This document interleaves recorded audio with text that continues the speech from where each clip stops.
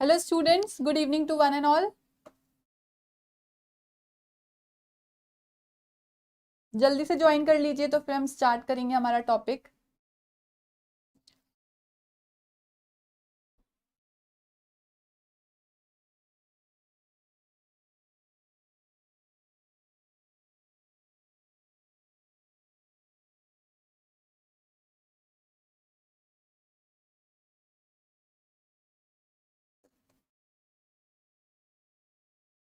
आप लोगों की प्रिपरेशन कैसी चल रही है एग्जाम की?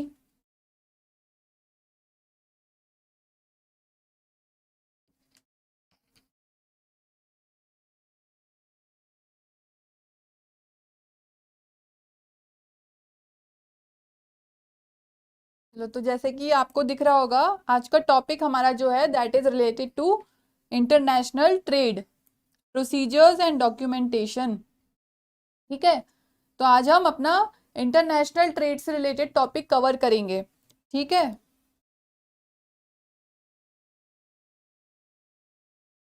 चलो, तो जैसे कि ग्लोबलाइजेशन हुआ उसके बाद आपको काफी सारे प्रोडक्ट्स जो कि इंटरनेशनल प्रोडक्ट्स हैं जो इंडिया में प्रोड्यूस नहीं होते हैं वो भी आपको अवेलेबल हो रहे हैं। That is because of foreign trade. Foreign trade होता है, इंटरनेशनल ट्रेड होता है बिटवीन टू और मोर कंट्रीज, और वो अपने गुड्स जो है वो एक्सपोर्ट एंड इम्पोर्ट करते हैं ताकि वो अवेलेबल हो जाए इन द रिस्पेक्टिव कंट्री। ठीक है, तो फॉरेन ट्रेड क्या होता है? It is also known as external trade.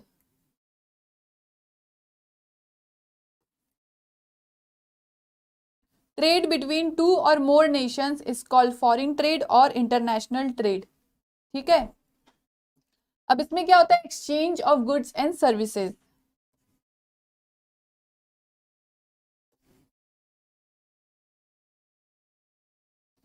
Services between किसके? बिटवीन होता है exchange of goods and services between citizens of two और मोर नेशंस।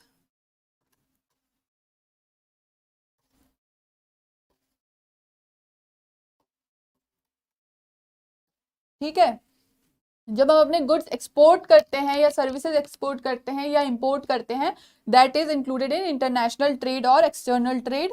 तो हमारा फॉरेन ट्रेड क्या होता है? ट्रेड बिटवीन टू और मोर नेशंस। ठीक है, अब इसकी जो थ्री कैटेगरीज हैं, there are three categories of foreign trade.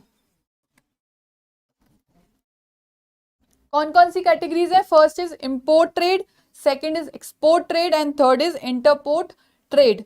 तो इंपोर्ट ट्रेड क्या होता है? When one country receives goods और सर्विसेज फ्रॉम अनदर कंट्री। ठीक है, जैसे कि फॉर एग्जांपल इंडिया है, इंडिया को यूएस से कोई गुड्स इंपोर्ट करने हैं। ठीक है, फॉर एग्जांपल कोई टेक्नोलॉजी इंपोर्ट करनी है तो दैट वुड बी, कोई लेनी है कोई टेक्नोलॉजी यूएस से तो that would be import trade, जब कोई कंट्री दूसरी कंट्री से लेता है। ठीक है, एक्सपोर्ट क्या होता है? एक्सपोर्ट मीन्स व्हेन, जैसे कि फॉर एग्जांपल यूएस अगर इंडिया से कोई गुड्स एंड सर्विसेज बाय कर रहा है तो that would be export trade for India. जब कोई गुड्स एंड सर्विसेज कोई कंट्री किसी और कंट्री को सेल करती है या देती है दैट इज एक्सपोर्ट ट्रेड। ठीक है, अब थर्ड जो है, थर्ड इंटरपोर्ट ट्रेड, ये क्या है? ये कॉम्बिनेशन है इन दोनों का। फॉर एग्जाम्पल इंडिया ने कोई गुड या सर्विस किसी कंट्री से लिया, इंपोर्ट किया and then it exports to some other country. ठीक है, तो ये हो जाता है इंटरपोर्ट ट्रेड। एक कंट्री से लेना है दूसरे कंट्री को देना। ठीक है, तो बहुत सारी कंट्रीज है जो कि ये करती हैं। फॉर एग्जाम्पल हांगकांग हो गया, सिंगापुर हो गया, वो क्या करती है? एक मिडिलमैन बन जाती है, एक कंट्री से गुड्स ले रही है दूसरे कंट्री को प्रोवाइड कर रही हैं। ओके, समझ आया? Three categories of foreign trade.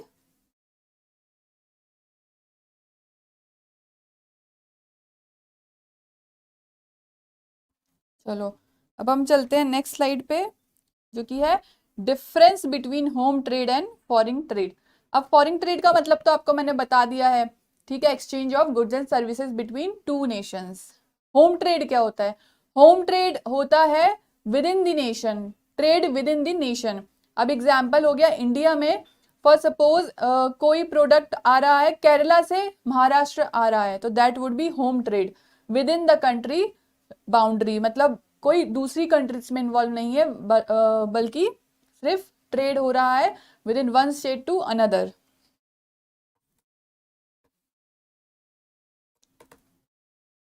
With in the country, ठीक है। अब इसमें क्या होता है, डिफरेंस क्या है, एक्सचेंज ऑफ करेंसीज।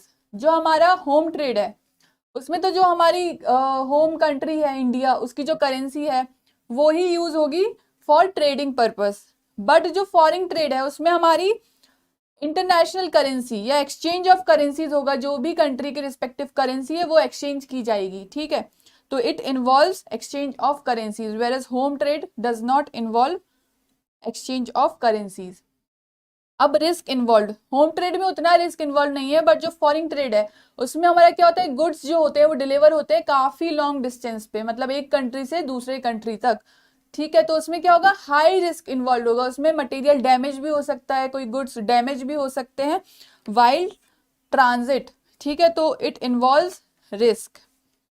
फिर रूल्स रेगुलेशंस एंड कस्टम्स, तो जो भी कंट्री है सारी कंट्री की, every country has its own rules regulations and custom जो कि फॉलो करने पड़ते हैं वाइल डूइंग फॉरेन ट्रेड।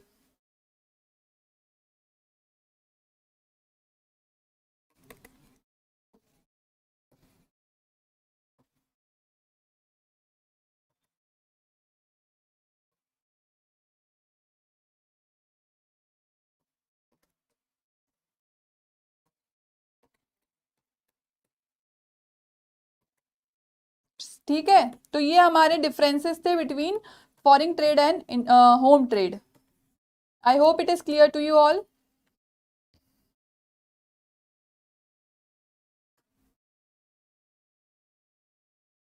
चलो अब नेक्स्ट स्लाइड पे चलते हैं।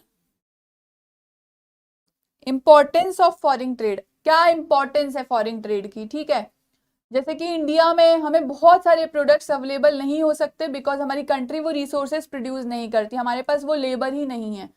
तो इंटरनेशनल ट्रेड से क्या होता है, वो प्रोडक्ट्स हमको अवेलेबल कराए जाते हैं, ठीक है। तो ऐसे ही कुछ बेनिफिट्स और भी हैं जो कि हम अभी देखेंगे। फर्स्ट बेनिफिट और importance is related to uneven distribution of natural resources. अब जैसे आप इंडिया में भी देखते हो, ठीक है, कोई स्टेट में कोई नेचुरल रिसोर्स हो रहा है, लाइक वीट हो रहा है, कहीं पे राइस हो रहा है, साउथ में आपने देखा होगा काफी राइस प्रोडक्शन होता है, फिर आपने एमपी में देखा होगा काफी वीट प्रोडक्शन होता है। तो ये क्या होता है, trade with in both the state, जो प्रोडक्ट जहां पे प्रोड्यूस हो रहा है वो एक्सपोर्ट करता है दूसरे स्टेट को। ऐसे ही सेम अप्लाइज विद कंट्रीज। अब इंडिया में जो हमारे नेचुरल रिसोर्सेज हैं वो इंडिया वो ही प्रोडक्ट बनाएगी, उससे रिलेटेड प्रोडक्ट बनाएगी, और जो कंट्री में दूसरे, जैसे कि फॉर एग्जांपल जापान में कोई नेचुरल रिसोर्स है तो वो प्रोडक्ट हमको बना के देगा, मतलब India will export products that it is producing with the help of natural resources, और वो इंपोर्ट करेगी जो वो प्रोड्यूस नहीं कर सकता।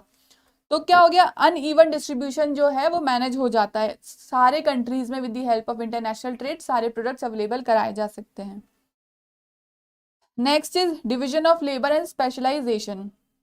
अब सेम किसी कंट्री में वो लेबर नहीं है, स्पेशलाइजेशन नहीं है लेबर के पास to produce that good and service, तो वो भी अवेलेबल कराए जाते हैं with the help of foreign trade. Difference in economic growth rate, अब हर कंट्री की इकोनॉमिक ग्रोथ रेट जो होती है वो डिफरेंट होती है, सेम नहीं होती, कोई कंट्री डेवलपिंग है, कोई डेवलप्ड है, कोई अंडर डेवलप्ड है। तो जो अंडर डेवलप्ड और डेवलपिंग कंट्रीज हैं वो हेल्प लेती हैं, फाइनेंशियल हेल्प लेती हैं डेवलप्ड कंट्रीज की, ठीक है, जो कि प्रमोट करता है फॉरेन ट्रेड।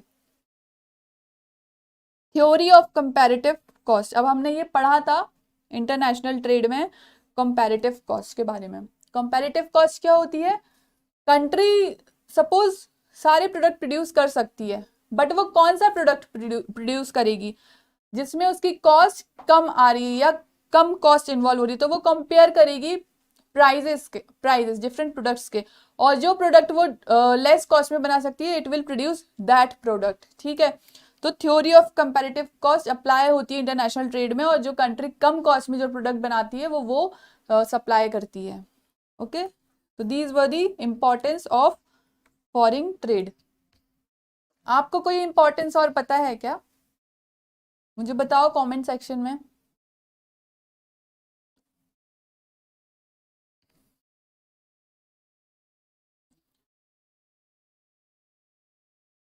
हाय साक्षी, गुड इवनिंग।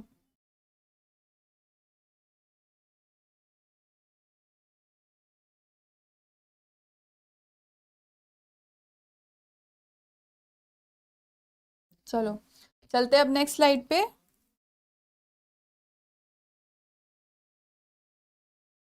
एक्सपोर्ट प्रोसीजर, ठीक है। अब या तो ट्रेड एक्सपोर्ट होता है या इंपोर्ट होता है या इंटरपोर्ट होता है, ठीक है। तो अभी हम पढ़ेंगे एक्सपोर्ट प्रोसीजर के बारे में। अगर कोई कंट्री एक्सपोर्ट कर रही है, इंडिया एक्सपोर्ट कर रही है कोई गुड्स, तो उसको क्या क्या प्रोसीजर फॉलो करने पड़ेंगे, we will study about that. तो स्टेजेस जो होती हैं इसकी,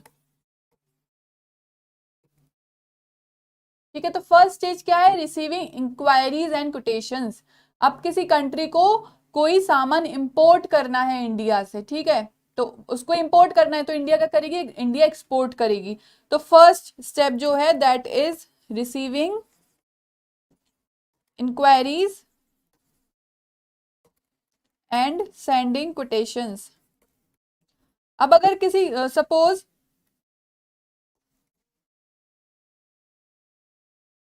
जापान को कोई गुड्स इंडिया से परचेज करने हैं, तो इट विल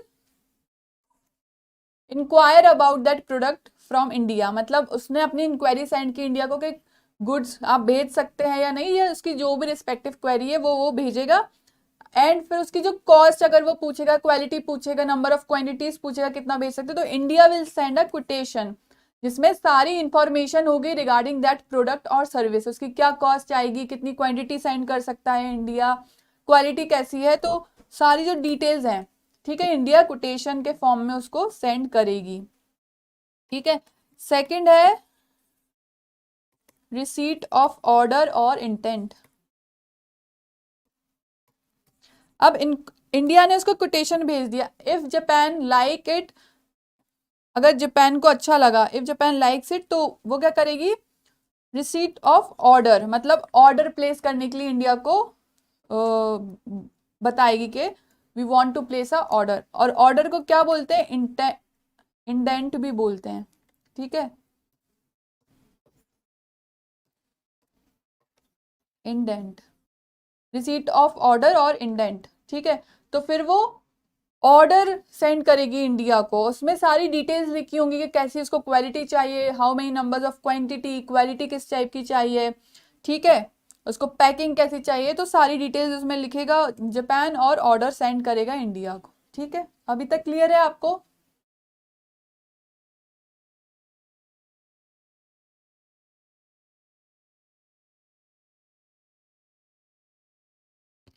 चलो, तो जो इंडेंट है वो भी दो टाइप का होता है, ओपन एंड क्लोज।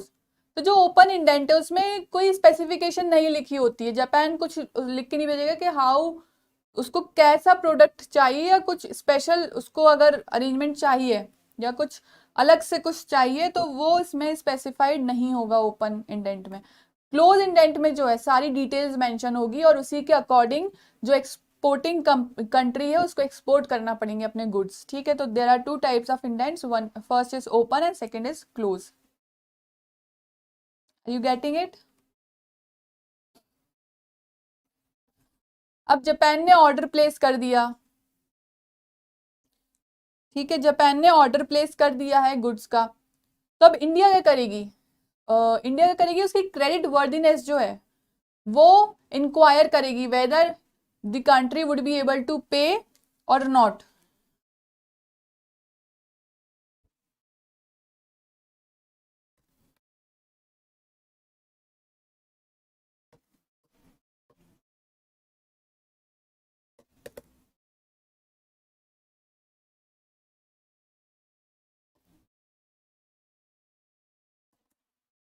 तो जो कंट्री जो जापान है वो क्या करेगा? उसका जो बैंक है जहां से वो पेमेंट करेगा, वो बैंक उसकी रिस्पॉन्सिबिलिटी ले लेगा, उसकी गारंटी ले लेगा कि अगर वो फेल हो गया तो the bank will pay to the pay to India, ठीक है, तो वो क्या करेगी, जो बैंक है वो लेटर ऑफ क्रेडिट दे देगी कि अगर जापान फेल हो गया तब भी उनका जो बिल है वो ऑनर हो जाएगा। ठीक है, क्योंकि इसका क्या मोटिव है, फॉर एग्जाम्पल कोई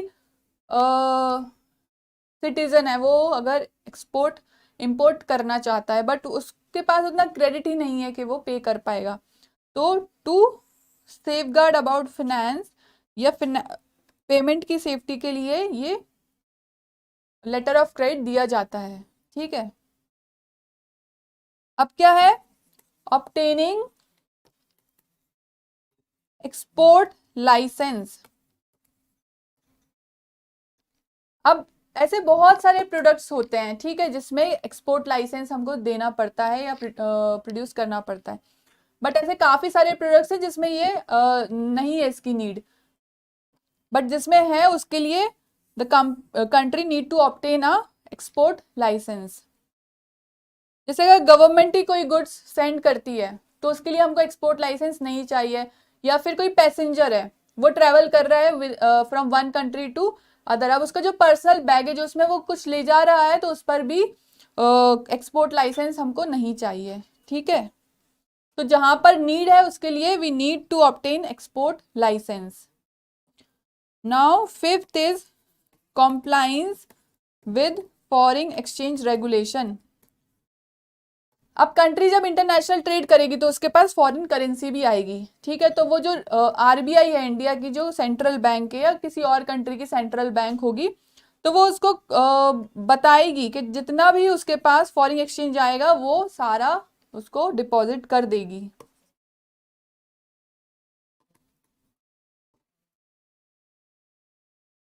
ठीक है, इसका मतलब क्या है, अगर इंडिया में किसी ने एक्सपोर्ट किया है और उसको अगर यूएस से डॉलर्स में पेमेंट आई है तो जो आरबीआई है हमारी उसको वो पूरा डिपॉजिट कर देगी, deposit in full amount with in a prescribed time. उसका एक टाइम लिमिट होती है जो आरबीआई बता देती है, तो within that time the person needs to deposit full amount of foreign currency. ठीक है, नेक्स्ट जो हमारा है फिक्सिंग एक्सचेंज रेट।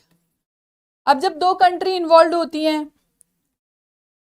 ठीक है, अगर यूएस इंडिया इन्वॉल्व है फॉरेन ट्रेड में, तो जैसे आज उसने इंक्वायर किया या ऑर्डर प्लेस किया till the time of executing the order, जो डॉलर है या इंडियन रुपीज उसमें काफी फ्लक्चुएशंस होंगी, वो रेट सेम नहीं रहेगा फॉर अ मंथ और फॉर 10 डेज और फॉर अ वीक। ठीक है, तो कंट्री को क्या करना पड़ता है, फॉरेन रेट जो है फिक्सिंग एक्सचेंज रेट, उसको जो एक्सचेंज रेट है वो फिक्स करना पड़ेगा कि उसको कितना है प्राइस पे। सपोज डॉलर का प्राइस है 76 at the time of placing the order, फिर हो गया 77, फिर हो गया 78 at the time of executing the order, तो वो एक एक्सचेंज रेट फिक्स कर देंगे। सपोज उन्होंने 77 फिक्स कर दिया, अब no matter what the price of dollar is, उनको 77 ही पे करना पड़ेगा। ठीक है, तो फिक्सिंग एक्सचेंज रेट। अब नेक्स्ट क्या है, ऑब्टेनिंग शिपिंग ऑर्डर।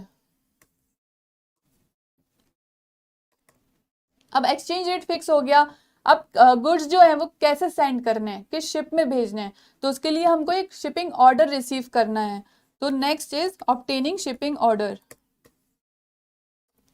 यहाँ पे जो शिपिंग कंपनी है उसके साथ एक एग्रीमेंट होता है। ठीक है, या तो पूरी शिप ही हायर कर लेते हैं या कुछ पार्ट कर लेते हैं, तो if such an agreement which involves hiring entire ship, that is called charter party agreement.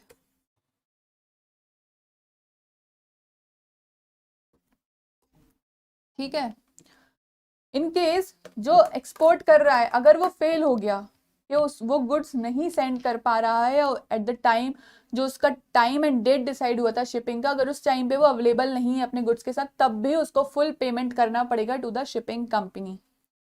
और जो फ्रेट है उसको क्या बोलेंगे, अगर वो गुड्स नहीं सेंड कर रहा है फिर भी वो पेमेंट कर रहा है, तो that freight would be called as dead freight. ठीक है, जो नेक्स्ट स्टेप है हमारी that is packing, marketing and forwarding.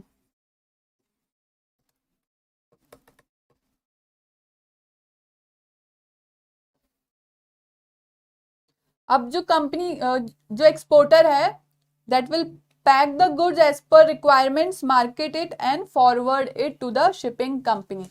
वो सारी स्टेप्स फुलफिल करेगा और अपना जो प्रोडक्ट है that he will forward it to shipping company. अब नेक्स्ट जो है that is preparation of invoice. अब वो इनवॉइस प्रोड्यूस करेगा, प्रिपेयर करेगा, उसमें सारी डिटेल्स लिखी रहेंगी, ठीक है। जब सारी फॉर्मेलिटीज वो फुलफिल कर लेगा then he will prepare the invoice और उसको वो भेजेगा टू द इम्पोर्टर। फिर बहुत सारे कस्टम परमिट्स भी चाहिए टू इम्पोर्ट सम गुड्स और सर्विसेज, तो वो भी लेना जरूरी है। तो next step is obtaining custom permit.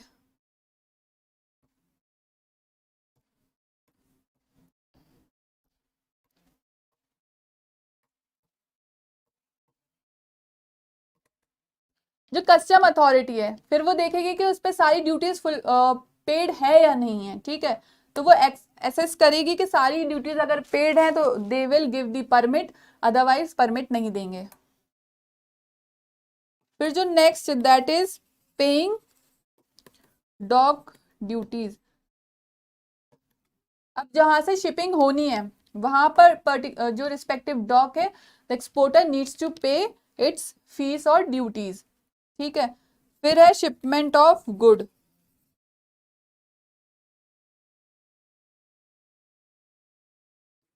फिर क्या होगा, गुड्स लोड किए जाएंगे शिप पर, ठीक है। और फिर वहां का जो अथॉरिटी है वो वेरीफाई करेगा कि कितनी क्वांटिटीज हैं, ठीक है, कितने नंबर ऑफ यूनिट्स हैं, और वो उसको एक फॉर्मेट में लिख देगा ताकि बाद में जाके कोई कंफ्यूजन क्रिएट ना हो। फिर है मेट्स रिसीट। अब जो कैप्टन है, शिप का कैप्टन या उसका जो मेट है वो एक रिसीट देगा, ठीक है, एक्सपोर्टर को। वो होगा मैट्स रिसीट, ठीक है। उसमें वो बताएगा कि ठीक है हमारे पास गुड्स आ गए हैं, हमने इसको शिप में कर दिया और वो शिपिंग होने वाली है उस गुड्स की या सर्विस की। तो मेट्स रिसीट होगा हमारा नेक्स्ट स्टेप, ठीक है। फिर जो है that is bill of loading. ये कौन देता है, ये भी शिपिंग कंपनी देती है, गिवन बाय शिपिंग कंपनी।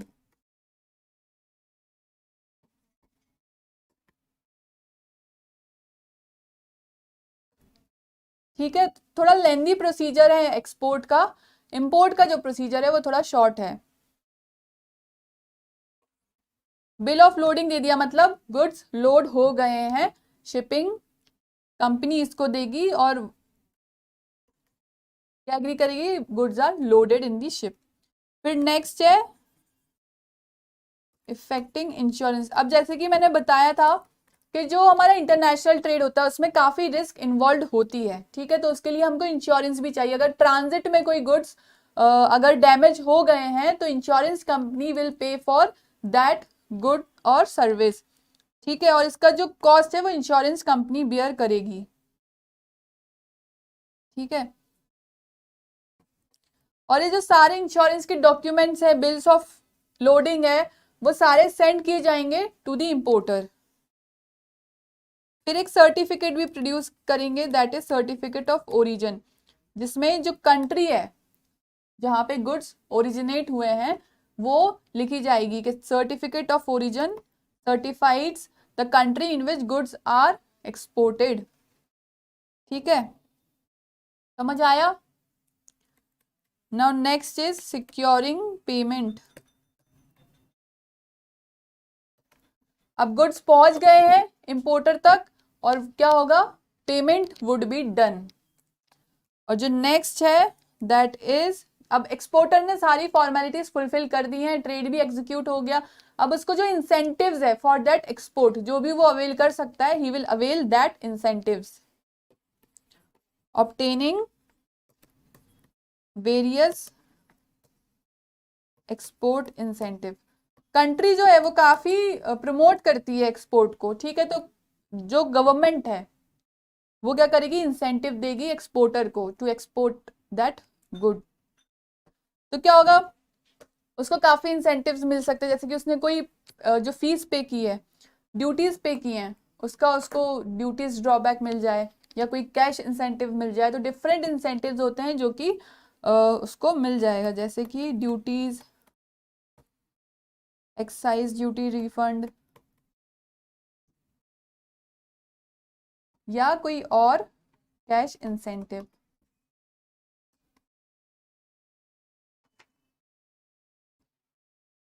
ठीक है, समझ आया आपको? ये बहुत लेंदी प्रोसीजर है, एक बार आपको अच्छे से पढ़ना पड़ेगा तभी आपको समझ आएगा कि एक्सपोर्ट प्रोसीजर एक्चुअल में कैसे होता है।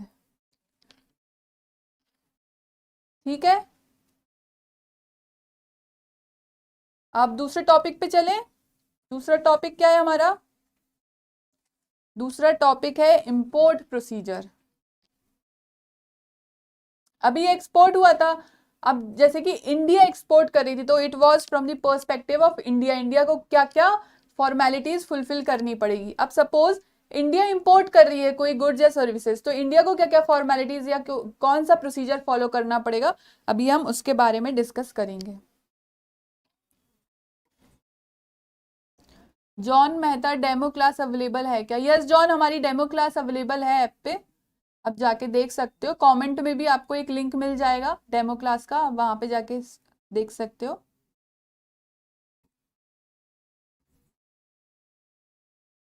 इंपोर्ट क्या होता है? Import refers to the purchase of goods from a foreign country. ठीक है, अब इसका भी एक प्रोसीजर है जो कि कंट्री को फॉलो करना पड़ेगा इंपोर्ट करने के लिए। अगर आपने एक्सपोर्ट प्रोसीजर अच्छे से पढ़ लिया तो it would be very easy for you to learn import procedure, क्योंकि उसी की तरह है।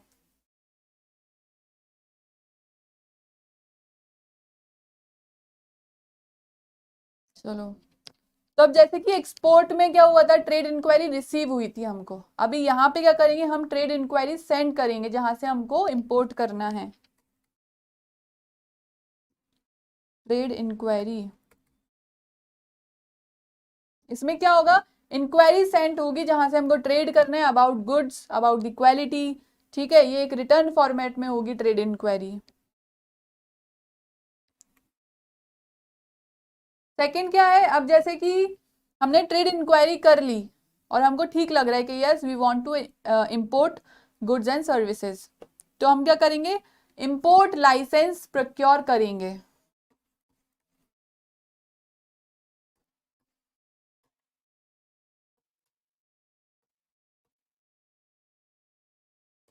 अब जैसे कि इंपोर्ट हो गया या एक्सपोर्ट हो गया, इनको गवर्न कौन करता है, बहुत इंपॉर्टेंट टॉपिक है। तो it is governed bye import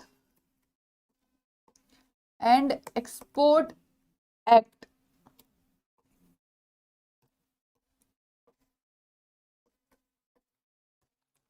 और ईयर क्या है, 1947। ठीक है, तो governed bye import and export act 1947। Import भी और एक्सपोर्ट भी, इसको आप याद कर लेना, it applies for both import and export. ठीक है, अब जो इंपोर्ट लाइसेंस है उसके बिना हम क्या करते हैं, गुड्स इंपोर्ट नहीं कर सकते। तो इंडिया में ये रूल है कि we have to procure import licence for importing any goods and services. ठीक है, अब हमने इंपोर्ट लाइसेंस प्रोक्योर कर लिया। Now next step is obtaining foreign exchange. अब हमको जिस करेंसी में पेमेंट करना है, now we want that currency, और वो कहाँ से मिलेगी हमको, बैंक।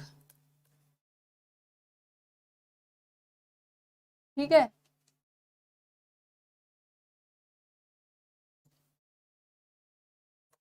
और फॉरेन एक्सचेंज, फॉरेन जो हमारी करेंसी है, फॉरेन एक्सचेंज है, वो कौन गवर्न करता है इंडिया में, इसका मुझे आंसर दो।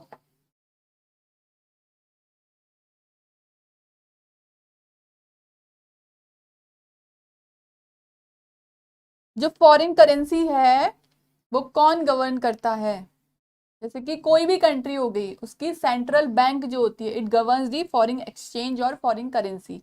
तो इंडिया में कौन है वो सेंट्रल बैंक? बहुत ही इजी है।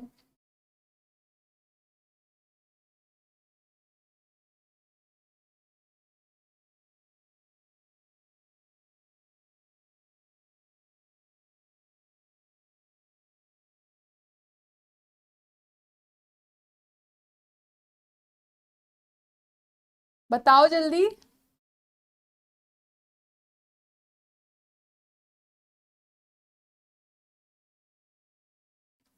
RBI, reserve bank of India, वो क्या करता है, गवर्न करता है फॉरेन रिजर्व्स।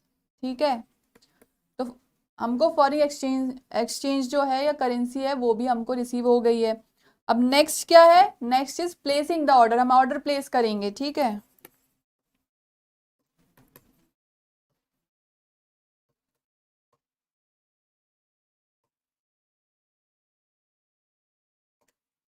अब जो इम्पोर्टर है वो सारी इंस्ट्रक्शंस बताएगा इंडेंट में, कि उसको कौन कौन से फीचर्स या कैसा क्वालिटी चाहिए, ये सारी जो इंफॉर्मेशन है that is written in the indent, और वो ही एक्सपोर्टर को फॉलो करनी पड़ेंगी। Next is dispatching of letter of credit. अब जैसे कि जब हम एक्सपोर्ट कर रहे थे तो we were asking for letter of credit. अब वाइल इंपोर्टिंग हम क्या करेंगे, डिस्पैच करेंगे, मतलब लेटर ऑफ क्रेडिट जो हमारा इंपोर्ट एक्सपोर्टर है उसको हम देंगे। ठीक है, एक्सपोर्ट में लेते हैं, इंपोर्ट में देते हैं। क्यों करते हैं, क्योंकि पेमेंट हमको करना है, जो इंपोर्ट कर रही है उसको पेमेंट करना है, तो वो ही लेटर ऑफ क्रेडिट को क्या है, डिस्पैच करेगी। Next is obtaining necessary documents.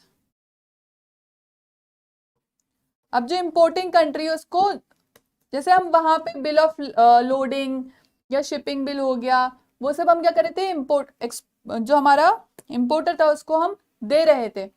तब यहाँ पे क्या है, एक्सपोर्टर ने जो डिस्पैच किए होंगे डॉक्यूमेंट्स, वी विल रिसीव और ऑब्टेन दैट नेसेसरी डॉक्यूमेंट्स। तो it includes bill of loading,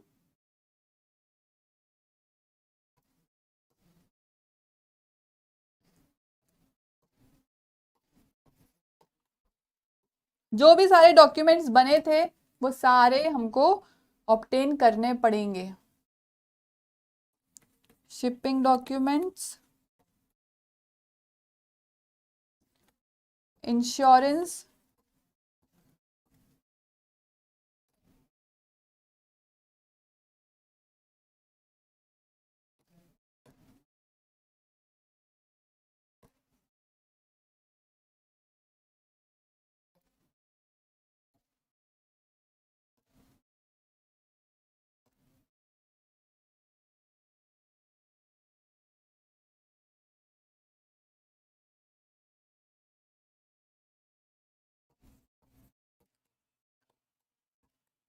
ठीक है।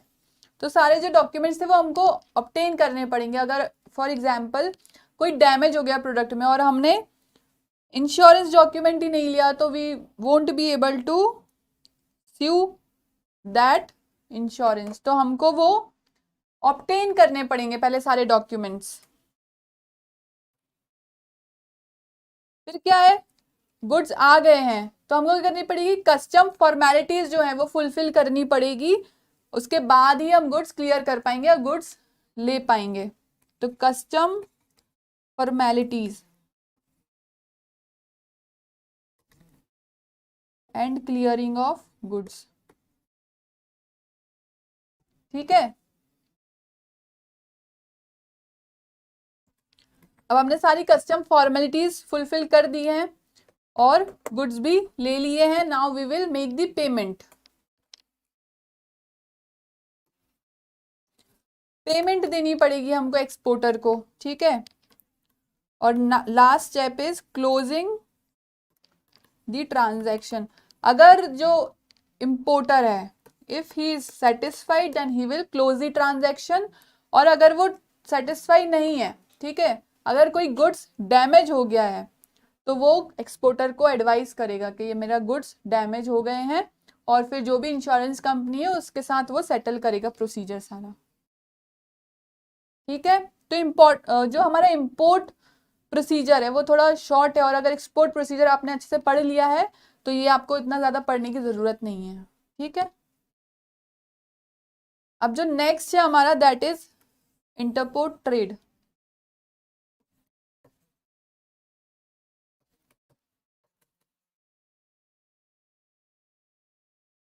इंटरपोर्ट ट्रेड क्या होता है, If one country is importing some goods or services and exporting it to other country, तो that is interport trade. इसमें import भी होता है and export भी होता है.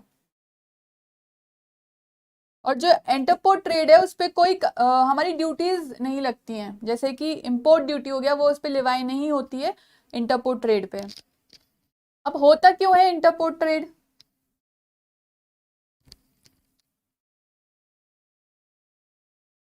जैसे कि किसी कंट्री को कुछ गुड्स इंपोर्ट करने हैं, बट जिस कंट्री से करने हैं वहां से उसकी डायरेक्ट कम्युनिकेशन ही नहीं है, ठीक है, तो वो क्या कर पाएगा?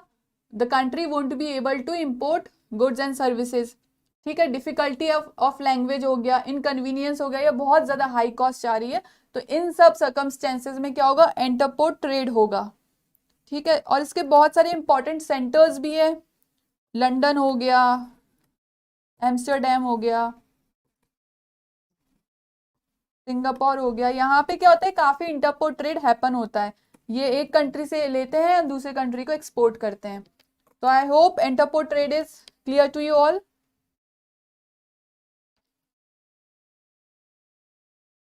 ऋषि कदम, इस कोर्स की फीस क्या है?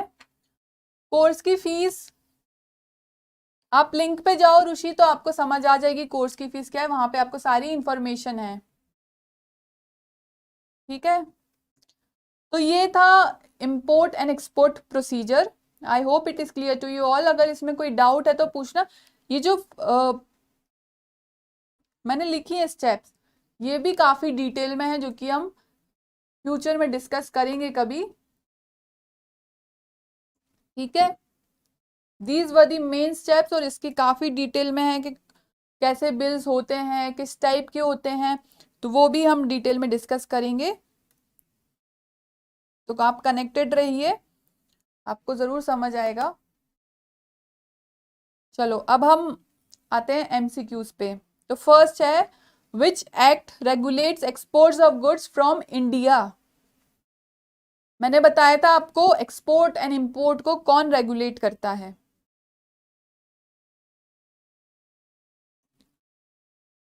बताओ इसका आंसर पता हो तो. And next is what is entrepot trade. Third is home trade involves exchange of foreign currency. Yes और नो? इसका मुझे आंसर दो. फर्स्ट, सेकंड और थर्ड का क्या आंसर होगा?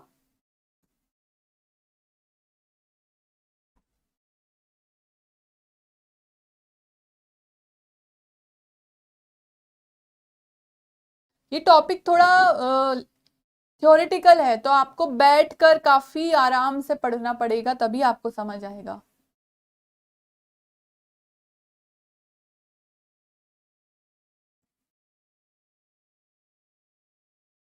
बताओ फर्स्ट, सेकंड, थर्ड का आंसर मुझे.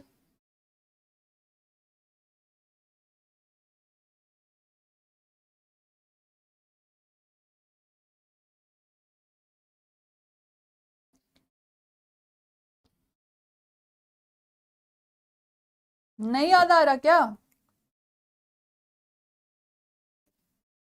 देखो कौन सा एक्ट करता है? Import and export trade. Import and export control act 1947 regulates import and exports of goods from and to India. ठीक है, करेक्ट आंसर है import and export control act 1947. ये ईयर ऑफ, जो इसका ईयर है, ठीक है, जब ये फोर्स में आया था एक्ट, तो वो याद होना चाहिए. That is 1947. सेकेंड है, what is entrepot trade. Import होता है क्या अकेला इसमें? नो. अकेला एक्सपोर्ट होता है क्या? No. importing goods from one country and then exporting goods to different country. Yes, this is what interport trade is all about. All of the above तो नहीं होगा क्योंकि स्टार्टिंग के दो गलत हैं. Home trade involve exchange of foreign currencies. Home trade में क्या, अगर हमको सपोज महाराष्ट्र से कर्नाटका करना है, तो क्या हमको फॉरेन एक्सचेंज में, फॉरेन करेंसी में हमको पेमेंट करना पड़ेगा? नहीं, हमको इंडियन करेंसी में ही पेमेंट करना पड़ेगा. तो नो. ठीक है. जो इंटरनेशनल ट्रेड होता है that involves payment in foreign currencies. समझ आया? यस और नो लिख दो मुझे कमेंट में अगर आ गया समझ तो। चलो इसके और भी क्वेश्चन से अगर आपको प्रैक्टिस करने हैं तो you will get it on our app, that is IFAS, और ये फ्री ऑफ कॉस्ट में आपको अवेलेबल होंगे, ठीक है। तो आप जाके एक बार देखना जरूर, जो भी वहाँ पे क्वेश्चंस पोस्ट किए गए हैं उसका प्रैक्टिस करो, it will help you in examination. चलो, तो आज की क्लास हम यहीं ख़त्म करते हैं। समझ आया हो तो यस लिख देना, लाइक कर देना और कमेंट कर देना ये वीडियो को। चलो, बाय, टेक केयर।